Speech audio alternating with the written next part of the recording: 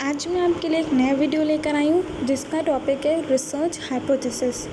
तो शुरू करने से पहले अगर आपने मेरा चैनल अभी तक सब्सक्राइब नहीं किया है तो सबसे पहले प्लीज़ चैनल को सब्सक्राइब करिए और बेल आइकन दबाना मत भूलिएगा। जैसे ही कोई मैं नया वीडियो अपलोड करूँगी आपको उसका नोटिफिकेशन मिल जाएगा। और प्लीज़ मेरा वीडियो एंड तक देखिएगा। अगर आपको अच्छा लगे तो प्लीज़ इसे लाइक एंड कमेंट ज़रूर करें। तो चलिए अब शुरू करते हैं वीडियो के साथ। Meaning of research hypothesis. A research hypothesis refers to a tentative solution to a problem which is framed in advance before the collection and analysis of data for the given objectives. Once the researcher identifies and defines the research problem in a precise manner, he can make a guess as to the possible answer. These guesses, which are assumed by the researcher for solving the problem or using as guide for future investigation, are called hypotheses. Webster's New International Dictionary of English Language 1956 defines the word hypothesis as a proposition, condition or principle which is assumed perhaps without belief, in order to draw its logical consequences, and by this method to test its accord with facts which are known or may be determined. Various types of hypotheses. There are different types of hypotheses or different ways in which hypotheses can be formed. The hypothesis may be framed to describe the characteristics of population or universe. It may also state the percentage or proportion of the items of the universe possessing a certain specific characteristics. For example, the level of primary education in government schools of Uttar Pradesh is not satisfactory, or the proportion of the students attending regular classes is decreasing in higher education. These are termed as descriptive hypotheses. It may be formed as a statement describing the relationship between two or more variables or frequencies of occurrence of an event. For example, families with low income spend greater proportion on consumer goods, termed as relational hypothesis. Sometimes hypothesis is formed for the purpose of making comparison between two variables or two groups belonging to same variable. For example, girls' performance is better than boys' performance at all levels of schooling. Another type of hypothesis asserts that a particular characteristic is one of the factors which determine another characteristic. In other words, when change in one variable, independent variable, can cause the change in other related variable, dependent variable, a hypothesis is framed to assess this kind of cause and effect relationship, and it is termed as causal hypothesis. When we measure the difference or association between two or more statistical values based on pertinent data, it is called statistical hypothesis. For example, there is no significant difference between means of two samples taken from the same population, or there is no association between literacy and criminality.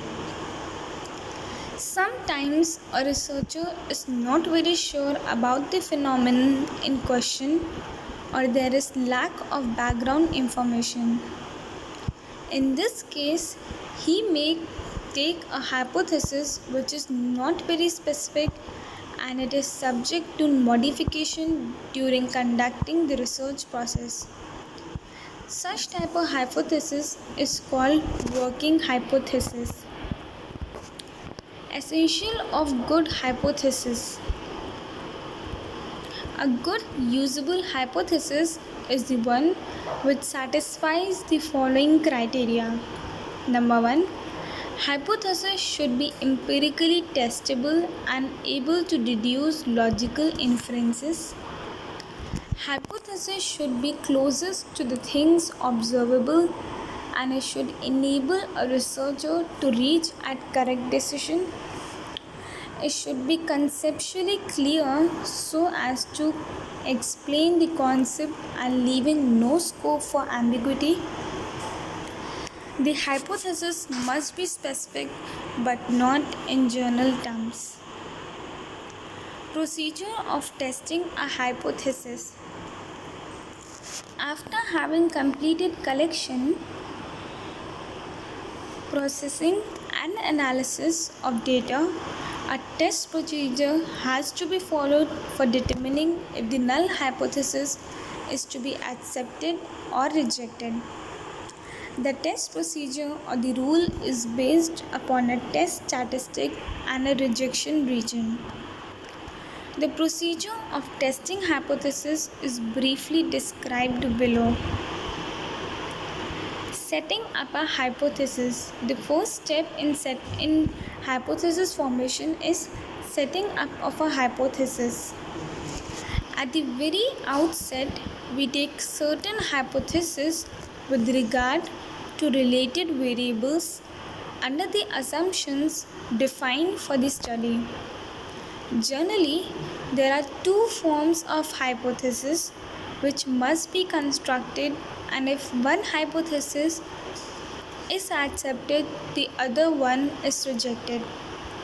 Number 1. Null hypothesis.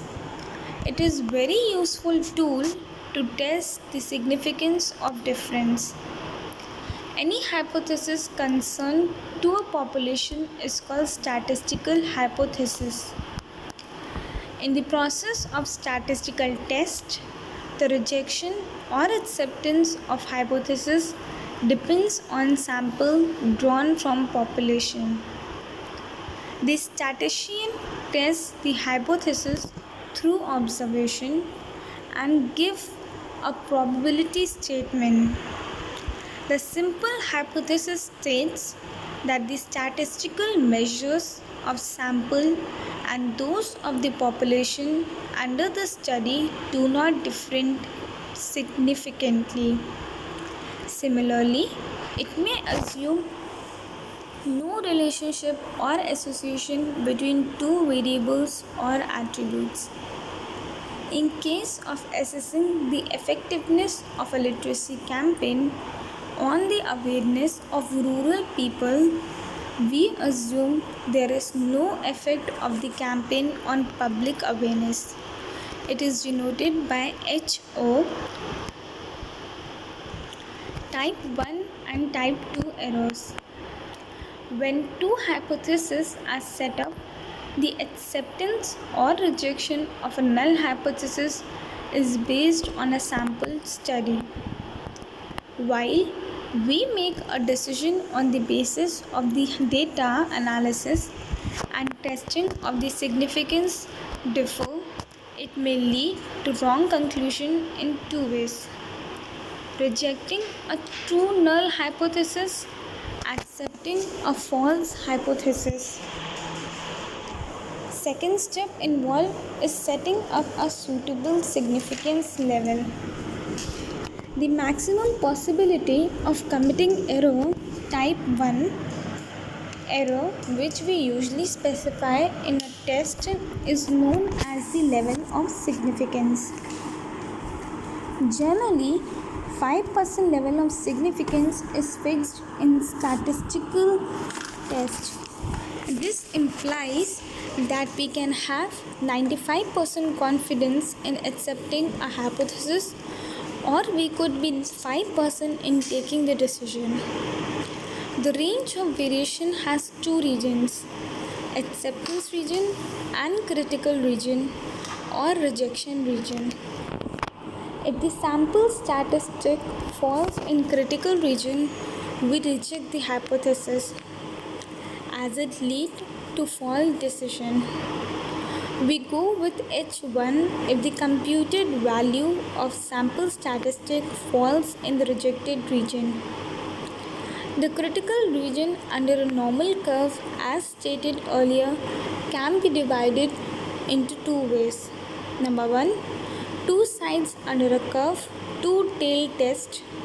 B, one side under a curve, either on the right tail or left tail, one-tailed test. The third step is setting a test criterion. The third step in hypothesis testing procedure is to construct a test criterion. This involves selecting an appropriate probability distribution for the particular test. That is, probability distribution which can be properly be applied. Some probability distribution that are commonly used in testing procedure are J, T, F and 2. Number 4th, computation. After completion first 3 steps, we have completely designed a statistical test. We now proceed to the 4th step, computing various measures from a random sample of size n,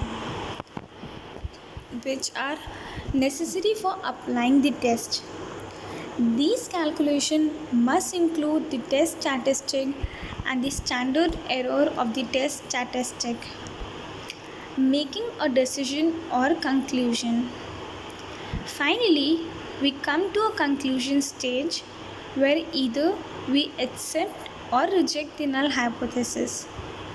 The decision is based on computed value of test statistic, whether it lies in the acceptance region or rejection region.